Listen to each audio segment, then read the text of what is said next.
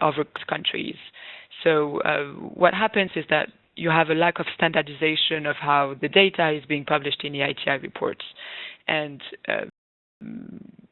this difficulty, this issue makes it difficult to just be able to draw some analysis and to get really to the accountability part, to the part where this information is published and you want to use it to actually make the country, the government, more accountable. So this is an issue with the Eiti data. Another one is that they're not complete. And I think this is something I'll mention a few times in my presentation, and how Eiti data needs to be usually used with other sources of information in order to get a proper analysis, and in order to get a story from what's published in the Eiti report. So what are some of the solutions to these issues? The first of accessing the information and how information is locked in PDF formats, the first step would be to publish data in Excel or CSV formats. In this way, you can put the data and make it more easy to use, to play with the numbers that is published in there. A second aspect, and I won't talk a long time about this because I will let Andrew Shuffles, who is also on this webinar, talk a bit more about this, is to complete the data, the Eiti data summary template, which is an attempt to standardize revenue information and other information, and a request that Eiti countries will have to do in the future, and I'll let my colleagues from the Eiti Secretariat and Andrew talk a bit more about this, but this is an attempt to address some of the issues we've underlined before with the Eiti data. And lastly, another solution, and this is to address the lack of completeness of the Eiti data, is to use the Eiti data with other sources of information. So later in my presentation, I'll give you some examples of analysis and visualizations that you can do with the Eiti data, but something to really bear in mind is that it's only the beginning of a questioning. Usually Eiti data will offer a beginning of a questioning, but it needs to be interlinked with other sources of information in order to really get into the substantial part of the analysis and to make the government accountable. Little preamble. Let me now get to the substance and talk about the actual data set that we have developing. And it just means that and I think again I will let my colleagues from the Eiti Secretariat speak about this, is how Eiti Secretariat in the future is also working on an extractive data portal, which I think should be published we should have an idea of this in very next year, from what I understand. And I think that'd be interesting to have a few information about this data portal and see how everything fits together.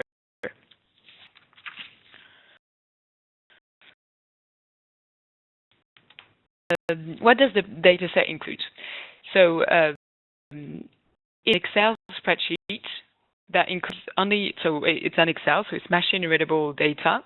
And what we have been doing is going back to all the Eiti reports that have been published until February 2015, so 223rd reports, and collecting information on revenues that were published in the reports, extractive revenues, disaggregated commodity whenever it was done. And we've looked also at how a country for each year, how much the different commodities are in the country, the production volumes, and the prices.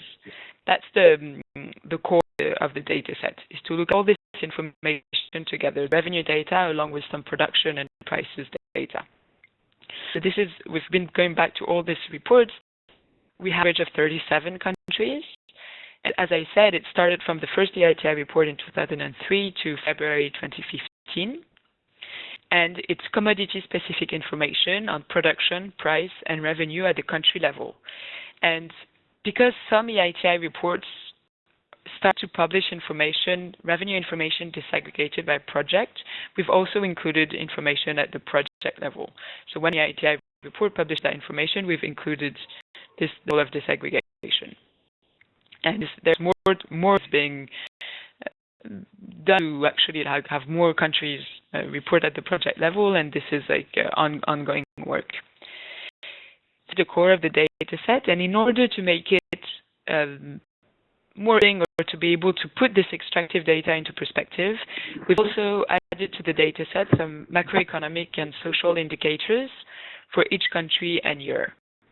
So we'll go into that a bit later, but just to give you an idea, we've looked at health budget, the budget for education, the World Bank governance indicators on corruption, on voice and accountability. We've looked at the total government revenues. These are examples of other external indicators that we've added to the data set. And I would, if you have included a link on this slide, I would encourage you to download the data set just for you to have a look, because it's always a bit hard to explain when if you don't have it in front of you. But I would encourage you to download. If you click on the link, you'll have access to the blog that we've written on the data set, and you can download it from there. But to emphasize that thing is in an Excel spreadsheet, and what I'm useful with this data set is it in one single place all this information that I've been mentioning. So it is hard to look at World Bank data for if you want to look at total government revenue figures, if you want to look at IMF figures and to try to compare them, and then EITI data, and then you have like just a lot of different places where you could look for information. And this data set just tries to bring everything together. And it's one of its value, without even getting into what you can do with this data and looking at some visualizations and analysis.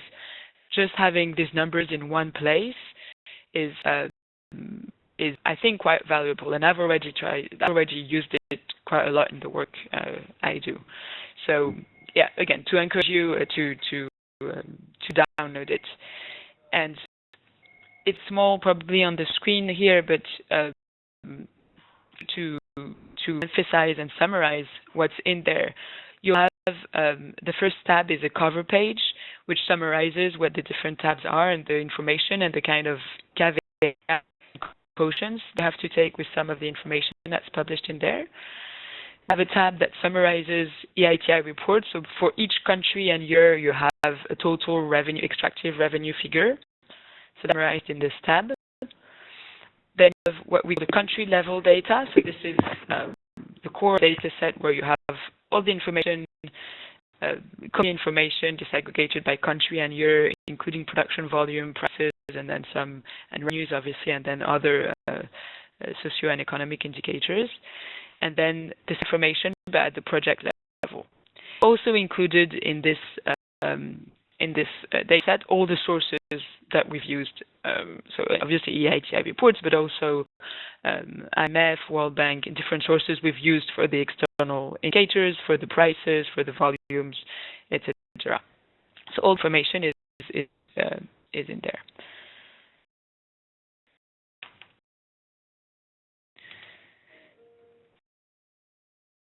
So look a little bit.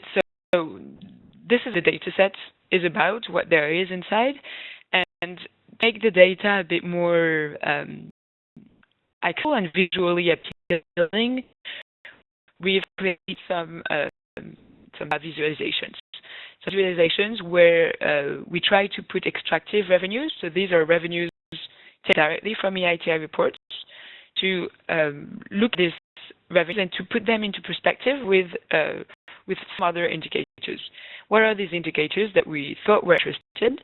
We looked at, for all countries that are in the data set, so 37 countries, we looked at we compared the extractive revenues with the estimated production value. So how much, if you just look at the volume of a commodity and the price of that commodity, that gives you a value of the production, an estimated value, and then we compared this with the extractive revenue that's collected by the country. So that's one. And sorry, maybe I should first start by saying that the visualizations that you have on this slide here, they're interactive. If you go on our website and if you click on one of the visualizations, you have an interactive bar chart where you can actually change the country, look at the country you're interested in, and it obviously will change the graph. So for each of the visualizations that you have here, that would be the case. So estimated production value with the extractive revenues, that's one first thing we thought was interesting to look at. We also try to compare extractive revenues with the health budget from the government, again, just to put things into perspective. We looked at how extractive revenues compare with the official development assistance, so how much a country is getting in aid, and how much that compares to extractive revenues. And another comes to look at extractive revenues with total government figures. And I'll get into the detail of the last part because I think that's an interesting bit. But just to emphasize again that this is, I urge you to go on our website and to check these visualizations that are interactive. So if you are interested in the specific country, then you click on the country you want to look at. And these are easy visualizations that you can then integrate in your system in what you want to do with this data.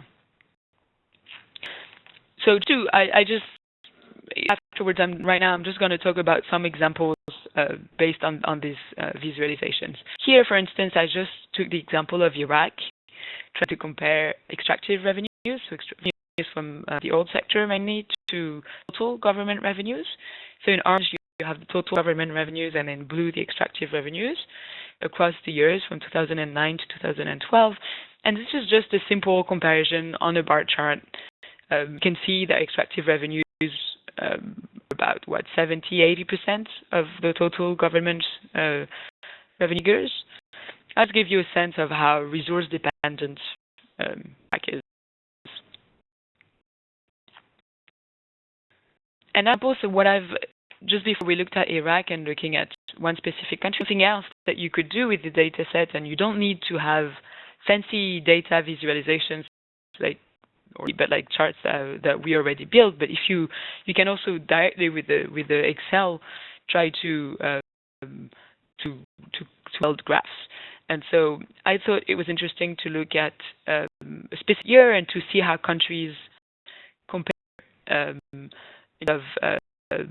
dependency. So if you look at the extractive revenue as a percentage of total government revenue, I took 2011 as a year to illustrate. The government revenue figures come from the IMF, and I just put here in a bar chart all countries where we have enough information on total government revenues and to see how they stand against each other. And something that was interesting here is to look at if you look at Azerbaijan, Guinea, and Chad, which are the first three countries, where the share of extractive revenues is actually higher, larger than the total government revenues, which is surprising when you look at this. But the reason is that what's interesting is that the IMF, in its total, the way it calculates total government revenues, doesn't include savings, for instance. So in Azerbaijan, a lot of the old money is saved in sovereign wealth funds, for instance. This is not taken into account in the total government figure. So that's why you have a percentage that's higher. Take the example of Guinea. That was also an interesting case where I looked at it a bit more in detail. That in 2011, Guinea received a bonus from the bauxite sector, and that was not taken into account in the government budget. So that's why again you have an revenue higher than 100% of total government revenues. So just example of how, again, to create some of the things I want to say with the data. So resource dependency is one. If you want to see how a country does for years, or like to compare a country against another. Exactly the same looking at extractive revenues as a share of GDP. So I've done the same thing here, looking at EITI, extractive revenues, as compared to GDP, which is another measure of resource dependency, and to look across the years how it looks. And again, you can see Iraq, the Republic of Congo, Azerbaijan are very highly dependent. So a big part of their GDP comes from the extractive sector. Another example of what data you can compare and why it's useful and how you can use the data is to what we did was looking at extractive revenues to compare them with the health budget. And here I put as examples are just random countries, but not so random, Cameroon and Peru. And in blue have of extractive revenues, and in orange the public spending on health. And what I thought was interesting is, even Cameroon is an oil country and Peru is a mining country in that case, I thought they more have the same population, about 20 million for Cameroon, 30 million for Peru, and the extractive revenues are around 3 billion a year. So I'm really rounding up numbers. But what's interesting is that if you say health budget, if you compare the two countries, the health budget in orange is very different in the two countries. So just in Cameroon it's under 500 million a year. In Peru, it's like it goes above extractive revenues. So just another example of things you could compare that might be interesting or that might raise questions. Compare offshore development assistance, how much the country is getting in aid, and to compare that with extractive revenues. So again, in orange you have the offshore development assistance, and in blue the extractive revenues. And this is Ghana. You can see how extractive revenues have increased over time, and especially 2011 when oil revenues started to kick in. And just to compare with ODA, which has been more or less constant over the years. These are here. I just tried to, and I really took some example. Obviously, there are like many, and you can with all 37 countries that you have in the data set, you could do a similar graphs and comparison. And these are visualization. Now, quickly, and I don't want to go over time, is to share with you some pieces of analysis. And these, just to emphasize before I go further, that these are really again the beginning of a questioning rather than a full deep analysis of how you can do with the data.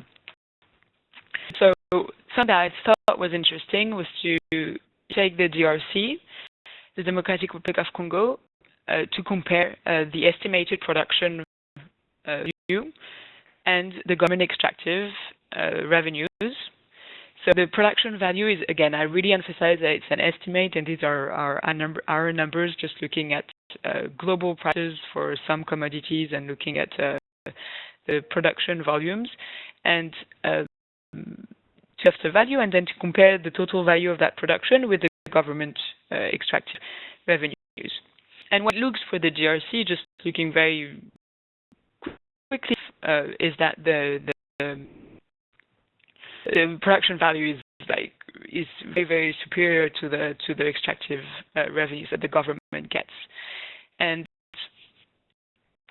why are revenues so low compared to production value? And a few explanations could be that there's a revenue collection capacity in the DRC from government agencies. Collection costs might be very high, so that's why the value is really is very high compared to the revenues that the government gets. Or another explanation could simply be the contract terms that companies sign in the DRC. These are just like thoughts of why that could be the case. Again, this is only the beginning of a questioning. So the bottom line is that this information with a lot of caution, and to look into more, to get contracts and to look at production cost and to look at all this potential explanation in order to have a sense of why this is the case. To also look at the comparison between the production value with how much the government is getting, how much the government is collecting in extractive revenues. And I focused on gold because that's a commodity where we had of information actually in the ITI reports and elsewhere, where the data is actually quite accurate. And I just looked at Burkina Faso and Ghana, and to look at how the government share over time has evolved. And this is Burkina Faso. You see that there's like some 15% and goes down and then up after 2010, and Ghana goes after 2009, and it do potential explanation, including the increase of the price of gold in 2010 in Burkina Faso in the world, the change of royalties rate in Ghana in 2011 could also be a potential explanation. But this is only the beginning of a questioning, and to look into these issues might be interesting, but it's important to consider these questions in a broader context. And government share may vary for a variety of reasons for each project, for each commodity, and during a project life cycle. And this share of government might based on the phase of production, the risk that the country has in terms of political, geological, etc., the costs that it costs the company to extract the gold, the quality of the product, the contract terms. So all these questions are things that I think are raised when you look at these numbers. Something that we have in mind is to look specifically at a project in Burkina Faso or in Ghana or elsewhere, and to see how the share of government extractive revenues in the gold sector has evolved over time, and to look specifically at the project, and just to illustrate how it does over time in a specific country and compared with another. I'm gonna go over this because I can see that I'm running over time, so let me just pass to my colleagues, and maybe to finish and to emphasize the messages that I want to share with you with this data set and this presentation. So first, that is not an end in itself, and it's a means to try to reach accountability. So to have transparency is definitely a first step and a necessary first step to have accountability, but it's not sufficient. In order to reach accountability, a first step is to need to have data that's you need to use the data that's published in the ITI reports, and open data, so in Excel or CSV format, is a necessary first step. And the data set that I've presented, the NGI's data set with the ITI revenues and commodity specific information, is an attempt to make it that they more usable and more user friendly. I showed you a few visualizations, and again, it was to help put data, active data, into perspective. And something that I tried to emphasize in the analysis is that you need more information than the ITI to push the analysis further. So contract loads, production costs, budget, etc. But there are still stories that you can tell with EITI data. Again, I will encourage you to look at the data set a bit more closely and to check the visualization on the website that's over there. I'm happy to pass to Andrew or Anders. I mean, I've put together some questions, but I think maybe they want to jump in before. Great. Many thanks for the presentation. And the time, I'm just gonna move through. Here. Can you hear me okay, Nima? Yeah. Just all participants, if you have any questions, feel free to type the questions in the chat box below, so we will be reviewing them. Thank you. Thanks. And just to confirm, you can hear me okay? Yes, perfect. Great. Okay. Hi, everyone. My name is Andrew Schleppel. I'm in the energy and extractive practice over in Washington, D.C., and do a lot of work with my good colleagues in the EITI International Secretariat, around some of these issues in relation to EITI data and things like that.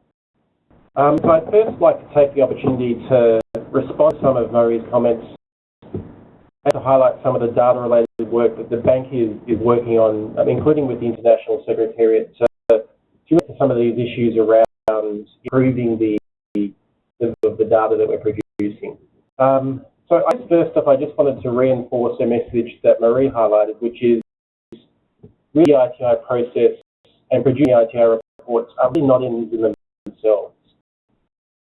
Very little value in implementing the EITI without a clear idea of what it is you want to achieve from the EITI process, and of how the EITI fits into and supports the country's broader reform agenda.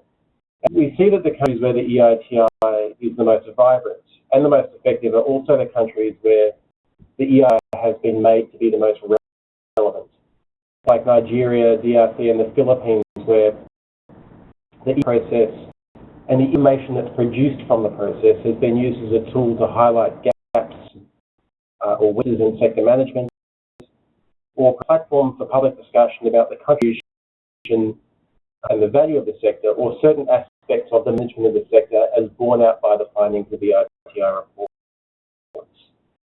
And so the reason that the EITI standard has an increased emphasis on the importance of objective setting and linking the EITI process to the government's broader sector reform agenda.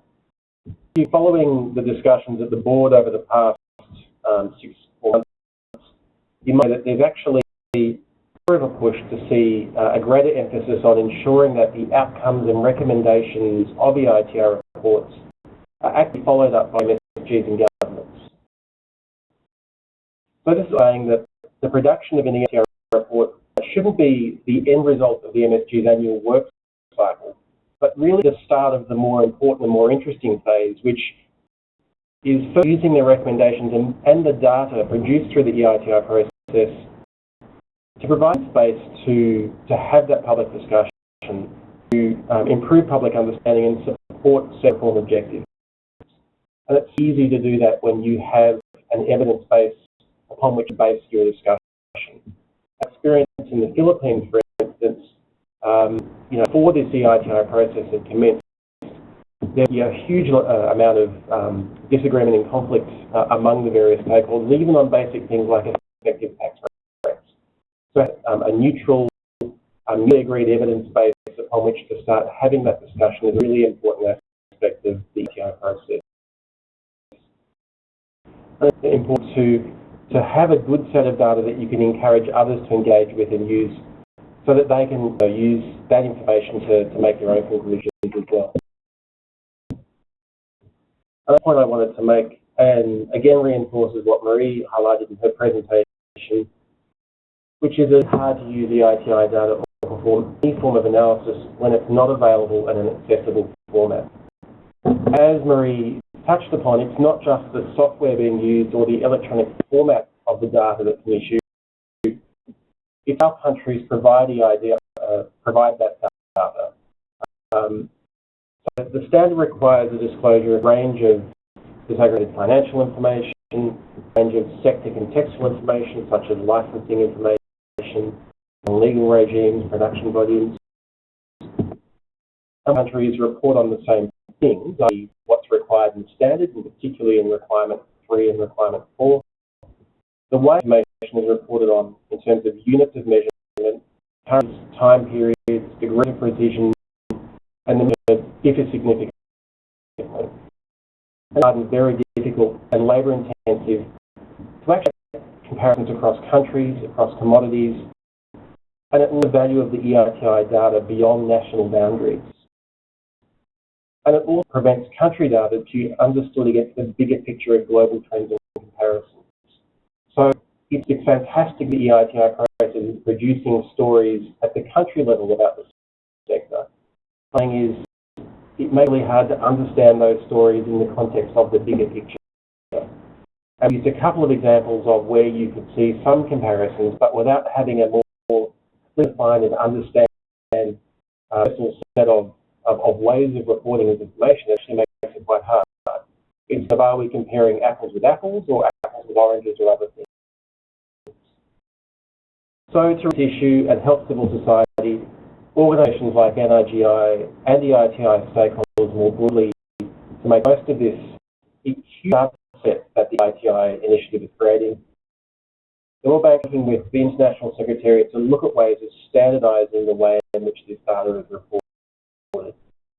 And what we've done is engaged a specialist firm that collects and reports on extractive sector data to part the requirements of the standard and look at 50 separate qualitative and quantitative data points that are to be reported and are captured in the ITI report. Look at these be reported universally consistent way by implementing countries based on industry norms and international standards. For financial information, this could mean using the IMF's reduced revenue governmental statistic categories for extractive sector payments. So in other words, the IMF has produced a limit chart which actually tries to capture all the various payments that companies make to governments, a way for all governments to report those in a consistent manner. For production, it could mean specifying that, for instance, gold is universally reported in ounces, gold is in metric tons, ounces are quoted in US dollar benchmark prices as quoted by there. Part of the standardisation work, and it links to some of the work that the International Secretariat is doing in terms of its online portal, exploring options for standardising the electronic formats that EITI data are reported in to make the more consistent and readable into language that's being reported in, the data exchange, and then over time possibly looking at whether there could be a content management system that could bring all of this together and make those comparisons more easy. So this is conducted in a phased approach. One, as I was referring to, is this standard options report and access options report. And we're in the process of completing that now, and we hope to present that to the board in October, and of course be sharing that broadly with the ITI stakeholders for discussion. And we reckon that looking at would need to accommodate the different levels of data reporting that different have, and we recognise that there are certainly various capacity constraints in some countries, and other perhaps smaller extract sectors do not have an interest in providing or producing the level of disaggregated data. So we really want to look at a good, better, best practice approach and recognise these differences and the problem among implementing countries. I caution that this is not about prescribing rules for how countries produce data, and it's not of MSGs to report information in the way they want to produce it, but it's looking at to that, is there a way that we could standardize the way in which this is reported, at least centrally, so that we could create a database that could enable more broad comparisons and enable comparing apples with apples, so to speak, with that data. So, based on consultation and feedback from stakeholders, this is considered to be something that would be worthwhile. We would certainly be happy to look at further development of this year and of these data standards. And this will certainly be linked to further development of the summary data templates that is becoming or is now a requirement for implementing countries to provide to the International Secretariat. In line with the open data framework that the EITI Secretariat is also seeking input from stakeholders on, such as yourselves. So it really comes back to the question that Marie posed, and I think is still up on the screen for discussion, which is, first, relevant to you. Is this the sort of thing that you think would be useful? And we can see how this would have a lot of value in enabling that broader contextual discussion to be had. But how do you use this? Do you think this is something that we could work with? And again, really interested in your views on once we start sharing this information, whether it's feasible in your country. So that's all I wanted to say at this stage, Neva. I really look forward to that discussion that happens this evening. Thank you. Directly to Anders. Are you there? Hi. Okay, great. Yes. Thank you, Marie and Andrew, for excellent presentations and interventions. To me, the presentation by Marie demonstrated how you at NRGI continue to develop excellent and deep analysis in the extractives field. But it also is that with Corona, with the 48 EITI countries have reached all of this data. It's little over a decade ago, and the data would always have been a dream. I'm going to limit my comments to 3 reflections and then 1 challenge or invitation. So my point is that openness does not decrease reliability of, rather the opposite. We sometimes that there are those who suggest that providing information in open formats could make the data open to manipulation. But that making it open and available would ultimately reduce the trustworthiness of the data. Now, that hypothetical fear has to be against a real situation that much of the data that is out there is of worse quality because there are not that many users of that data. I've encountered this firsthand in the EITI Secretariat. With reliability of data can be improved when users start scrutinizing the data. Part of this piece of work that NGI and Marie did, they compared their findings by going through all the reports with the data that we had available on the EITI repository on our website. And they discovered a significant number of issues, many of which were due to errors and inconsistencies on our side. Justice Brandeis that said that sunlight is the best disinfectant. Paraphrase this, you could say that openness is the best way to clean up data. And what we've done to improve the quality and reliability of the data, a very limited part of that is to introduce the summary data template. And since the start of this year, countries have to complete this whenever they publish an EITI report. Now, that template is only a subset of the data in the EITI reports. It's summary data, it's not comprehensive data. There's no place for an EITI report.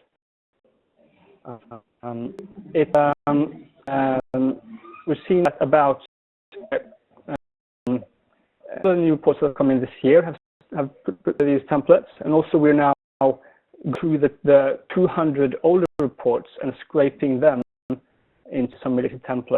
We're now about a quarter of them. We're going to continue to need NRGI to develop and to check and scrutinize the data out. I'm mentioning the second point, which is that we're now finally seeing that both the supply and demand for the EITI data is growing. Some time we've had a chicken and egg problem. Although with 200 EITI reports, the data itself has not been easily available. Yet we have not seen that many users of the data itself. Now, recent EITI progress report, we saw that over the last we went from to 9 countries that released their numbers in electronic form. Quite significantly, and the numbers in the EITI reports open format, such as C or Excel files, is relatively low cost. Some barriers to achieving this, namely one that I discussed in the first point, will have some misconceptions about what it means to publish things in open formats. We're also soon publishing a guidance note on published data that will be made available on the EITI website. We hope that will prove useful to further improve the supply, so to speak, of the EITI data. Now, with this work that NRGI and Marie has done, we see that they have demonstrated several new types of uses of the EITI data. Comparisons over time, compares against other countries, and compares with data from other sources. And that we will need to continue to to develop more such demand side stimulants. So if we look a bit ahead, look ahead beyond Excel files and CSV files, there's two things we see on the horizon. One is what sometimes is called embedding transparency or mainstreaming transparency, and this one is to develop digital tools that's available for more people. So, and if we're honest, we have to admit that the world will be radically different if only all the countries release their data as CSV files. Challenges in the current EIT reports, two of which are that the information is available quite late, and the second is that the information is quite difficult to make sense of in many of the reports. Now, it's worth highlighting some approaches that countries are taking to meet these challenges. So, some countries are taking steps to embed transparency directly into their public administrative systems. If you go often to our website, may have seen that we just recently published a case study on the country of Sierra Leone. Now, they now provide access to up-to-date data through a public online portal. It draws the data directly from the system, the mining cadastre in the country.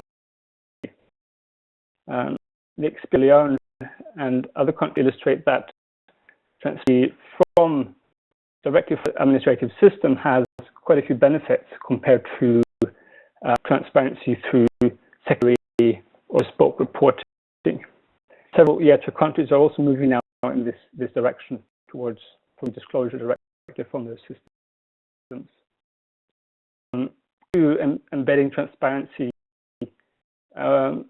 with that more users are data literate enough to scrutinize the data sets, such as Marie and Energy has done. Many countries doing now to try to see which users they have in the country of the data and build tools that they would find useful.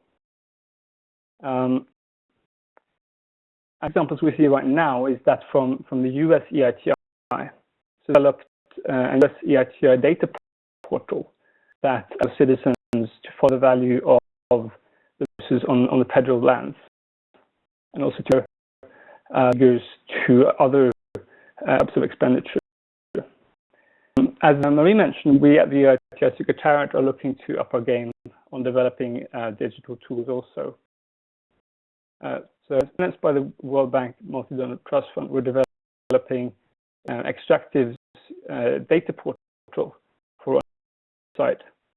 Now we have a request for express interest out there. We're hoping to start development in October, and looking forward to showcasing an early version at the global conference in Lima.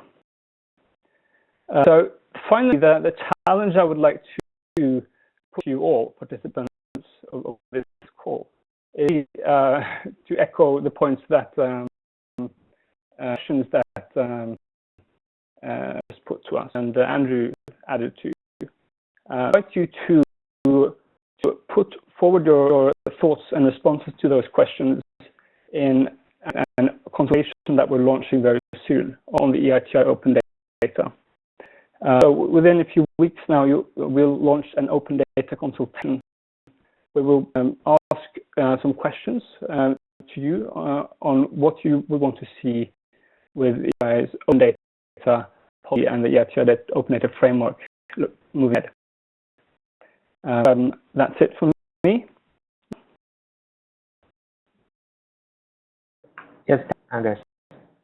So now then for questions and discussion. Before one, I see that we have EIT International Secretariat College in Oslo online. I don't know if you, Gisela, if you would like to add anything on this, or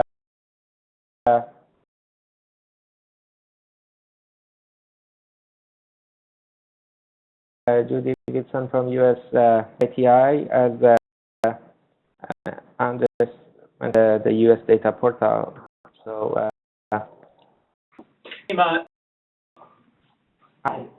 it's Jonas here together with Christopher, who's done a lot of the work, Francisco, Ines, and Gisela. And thank you, everyone. And it's great to follow this conversation. And thanks, Anders. I think it is indeed, as both Marie and Anders have made clear, and Andrew, that yes, we are making progress, and that's great to see.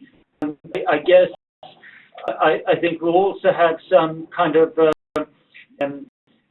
cross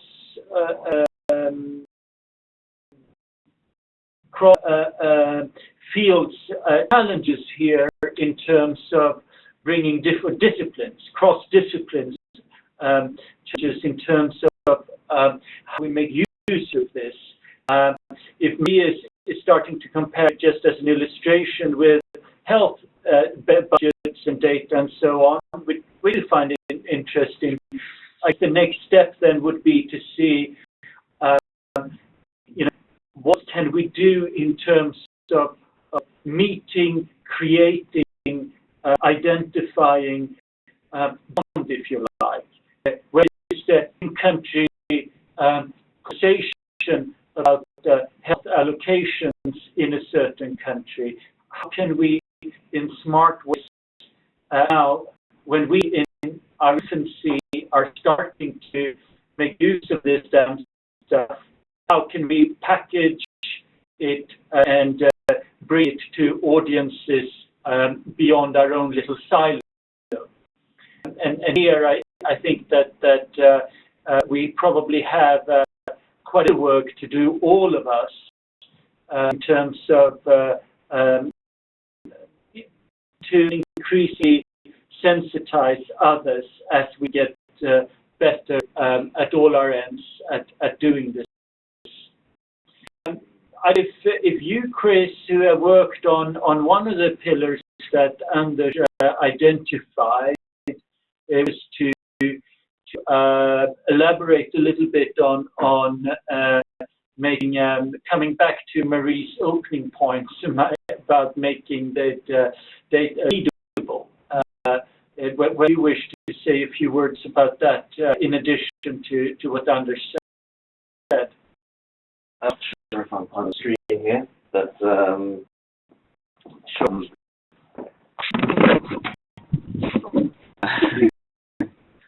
Christopher Clausen, and I've been working with our summary data templates here at the International Secretariat. We've so far gone through about of 70 reporting years.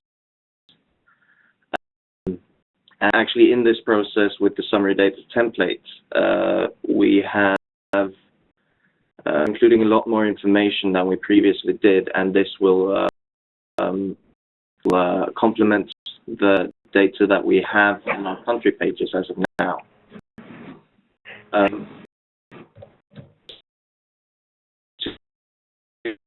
To explain how this is different from the NRGI data that was shown here.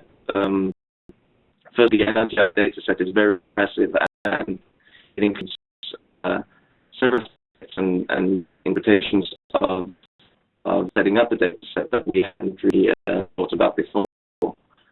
We have taken a slightly different approach and tried to incorporate the INET's governance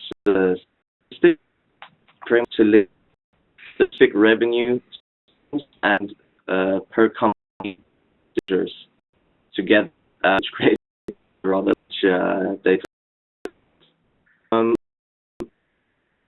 To this, Marie, in the beginning, that you have to make that, and then you have to useful for the public. And if we want to, as you said, Jonas, then to now move on to looking at the visualizations, how we can use, for example, really common within, let's say, with the tables and create, how can you use the NRG data set, for example, and put it into a table, as I said, that's highly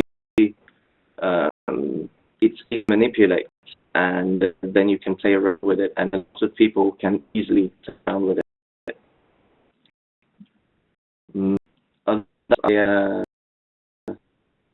I think several of the point that I would let has already been highlighted, so I think that's it for me. Thanks. Thank you. Many thanks to Jonas and colleagues in Oslo. Great to have you online here. Any other comments, questions, or maybe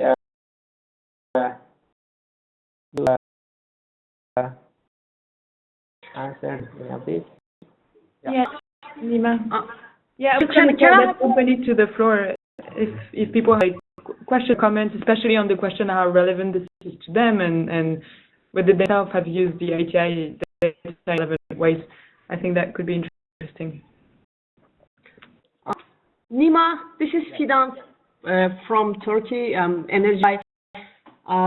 Thanks a lot for, first of all, Mary, for this data talk. It's very useful. And a comment that we appropriated it during our last training in June, and it was very, very interesting for participants from 5-6 countries to see how they can really compare the Eiti data to other indicators like worldwide development indicators, and to see, for example, how their revenues were in line with the corruption level in country. It was really interesting, and it actually the practical sessions. This was something new, and it was very interesting to them. But three, comments and questions. Two actually related to each other. They think that I saw Azerbaijan having, in this data set, having more extra revenues than its total revenues, and actually it will raise some questions. I got your explanation, Mary, but is it possible to somehow change or correct that data or give some explanation so that people understand what's that about? And the main thing was with health budget expenditures, which understand that this 2,587% means that health expenditures were very little. But having some this big percentage figure, but yet having a little percentage of the health expenditures in total extractive incomes, that will make maybe more sense.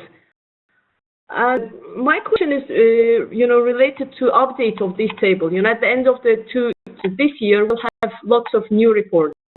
I know the report is coming very soon, and a lot of how you will updating this table so that we have, updated and regular information in that.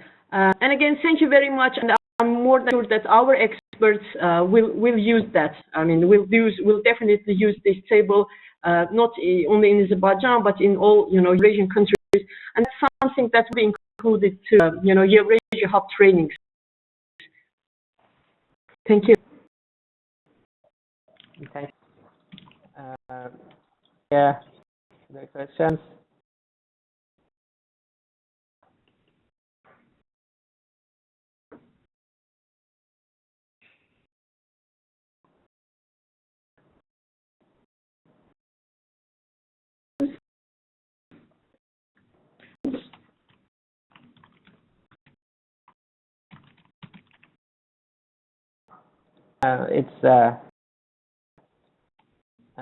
We can continue for 10-15 minutes if there are questions. Sure, Fidan, then maybe quickly, and people can think of questions or comments if they want to. Just on the Azerbaijan case, and the fact that total government revenues are lower than extractive revenues. I mean, this is the way IMF defines total government revenues. I think I don't know how possible it would be to talk to them and ask them to include savings in the total government revenues. But I mean, that's something, I'm not an expert in this type of data, but I understand your point and your concern and how this could be misinterpreted. I think it needs to be highlighted how and explain why the extractive revenues are actually higher than the total government revenues. Let me talk to Fidan and see how this could be addressed. And this for highlighting the data set during the Eurasia training, and I think that's something at NRGI where we keep on trying to integrate more and more in our trainings, how looking at EITI report analysis, how you can use the EI data, and again, trying to make it as relevant as possible for I see here Link. She wants to speak. Can you hear? You hear me? Yes, please. Hello, everyone. I'm Marinka, the director of the Publish What You Pay International Secretariat. Thank you, Marie, Andrew, and Anders. That was really, really useful. And I think sort of from the Publish What You Pay perspective, this is definitely something that the Publish What You Pay national coalitions could use, particularly on the visualization front. I'm just thinking about the recent submissions that were made to the Financing for Development conference, for example, where there were clear asks to use extractive revenues for health development, for health outcomes, health priorities. This is a really interesting way to make your arguments much stronger and much more visual. I had two questions. The first question was actually the same one that Fidan had and that Marie had, about how is it possible that a bonus or that sort of savings not included in the budget? How is that slide possible where you're showing 100% or 120% of more government revenues? I find that somewhat unbelievable, but maybe that's a bit of a technical question. And then the second question is perhaps more of a for future discussions, but it's around, wanted to get more investments in health outcomes and educational outcomes. Has been any experience around the world where these, a part of the extractive revenues are actually earmarked for those purposes? I'm thinking about the recent oil districts in Brazil, for example, where they basically committed all the revenues to support tertiary education. And I wonder if there are other examples around the world that we could use to highlight where this is already happening. Thank you. Right. Mari, do you like to answer that, or we get more questions? We have two people who want to speak. A couple of questions more, and then we'll answer and wrap up. Okay, sure. So, Rachel Owen. Very much for the really interesting and really great to see. Can you hear that? Can you hear me? If you can talk louder. Sorry, can you hear me? Yes, better. Thank you for the presentation. I think it's really interesting and important in terms of the discussion about moving transparency to accountability. I had a question about, it was in Andrew's presentation, the talk about potentially using INS structures or kind of look at linking our EI data to other organizations' data, and what would happen in that case in terms of project reporting, and there is project level reporting included in INS data. Can you introduce yourself? My name is Rachel Owens. I'm a senior campaigner at Global Witness. Okay. We have another question from Spain. Hi, can you hear me? Yes. Hi, it's a Spatial Dimension in Cape Town. I think it's a very valuable discussion, and thanks for everyone taking part. My view is that interpretations are really as good as the credibility of the data collection itself. And when we deal with data at this level, it's always a risk of when this abstracted, aggregated level to assume the correctness of the underlying data and making comparisons which in the end are built on a bit of sand. I think it would be hugely useful to have and work towards standardization, some sort of tool that will allow the member countries to test their data well ahead of submission. And a standardization of be it aggregated or be it aggregated data for syntactic correctness at the least before it would be submitted to EITI.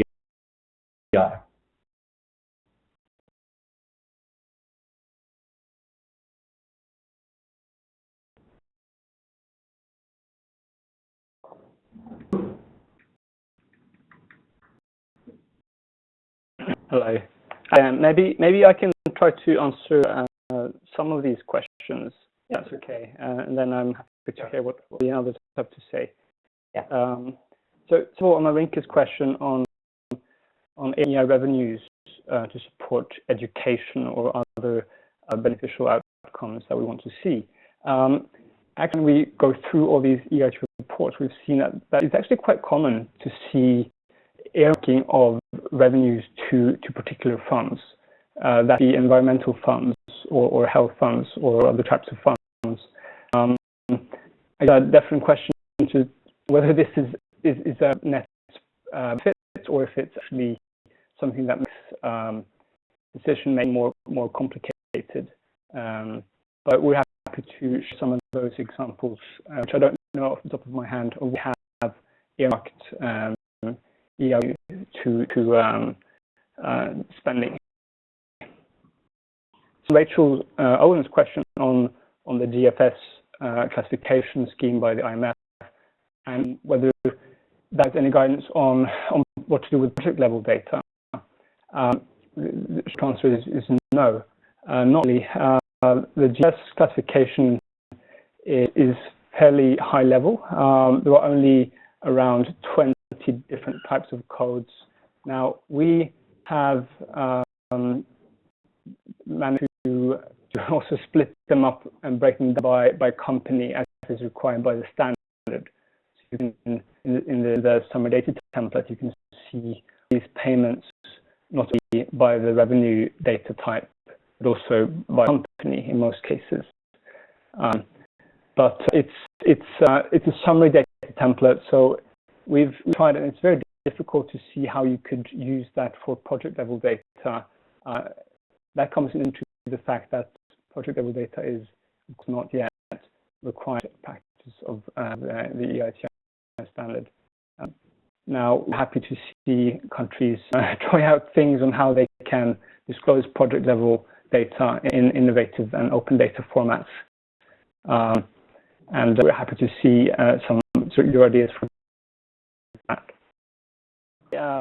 The call from Spatial Dimensions, sorry I didn't catch your name, asked on whether one could somehow check or update the data ahead of submission. That assessment of data happens quite rigorously through process that the reconciler puts in place, right? The EITI has many checks and balances in place, and the fact that an independent audit kind of accounting firm has collected data and provide the reconciliation of the data.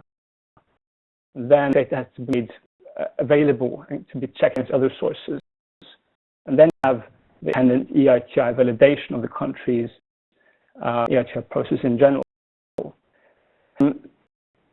Or the assessment of the summary data template. To some extent, that is inevitable because we receive these templates. We see that there are things that aren't done entirely correctly, and then we will, in most cases, write back and try to address these issues. So, if listen to whether that can be done automatically through a system, something that we're hoping to explore in this Extractives data portal that we want to launch this year and next. I hope that your question. Thank you, Anders. I also, Christopher at the International Secretariat, would like to add something. Okay. Unmuted now? Yeah. Okay, thank you. Just quick thoughts to some of the questions that I raised here. For example, the difference between Azerbaijan numbers in EITI reports or the NRGI data sets as the IMF numbers. We have recently looking into issues in those reports, and in this case, as in many others, we find that in some instances there are indications that revenues are not evaluated, or they're with a rough estimate by using prices that do not necessarily reflect the real costs at those times. For example, in the Republic of Congo, you have, I believe it's 4 or 5 different types of crudes that all use different types of price on the calculation of Brent crude prices, and necessarily reflected in, for example, revenue statistics.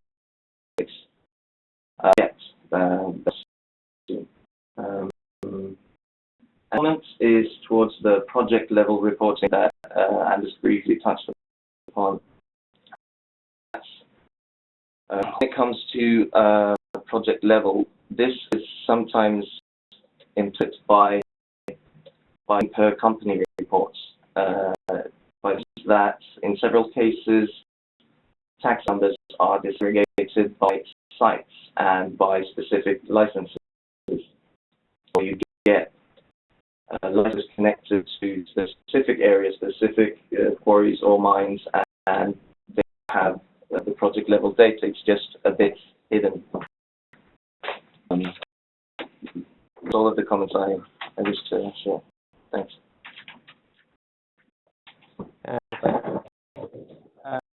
Mari, is there anything you would like to add, and we can conclude this session? Yeah, nothing to add as to the questions that were asked just now, because I think Anders and Christopher answered them rightly. The thing I forgot to actually answer was Fidan's question about how we keep the data set updated and make these numbers relevant. Then is to probably to update the data set with the recent reports that were published. So because December is usually a time where a lot of reports are published, we were thinking that early next year in January, February, to have consultant helping us in collecting the information that there is in the data set. So that's is to update the data set every once a year, basically, at the beginning of the year. Okay. So before we conclude this session, I'd like to pass the floor to Gisela from Eiti International Secretariat. She would like to announce our next webinar.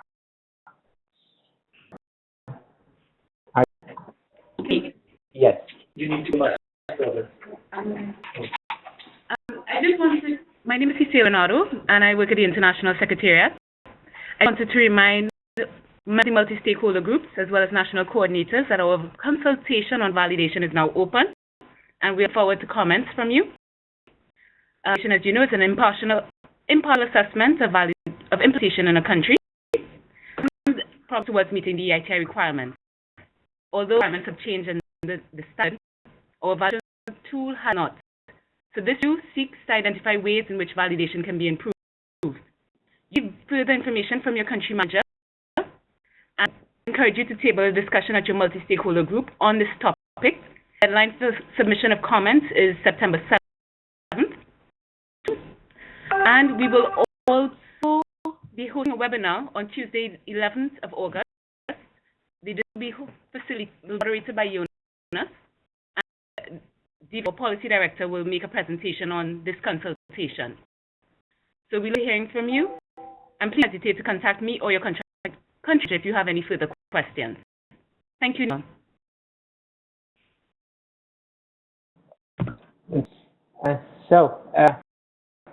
Thanks again, Mary, Andrew, and others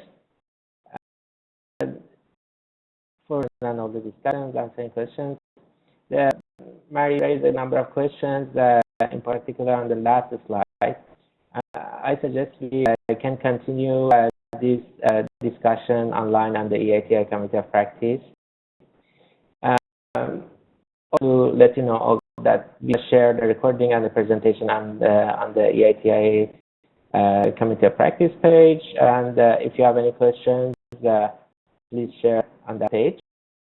Thanks again to all participants for joining us today. We should conclude the session here. All the best and have a great rest of the day. Thank you. Thank you, everyone.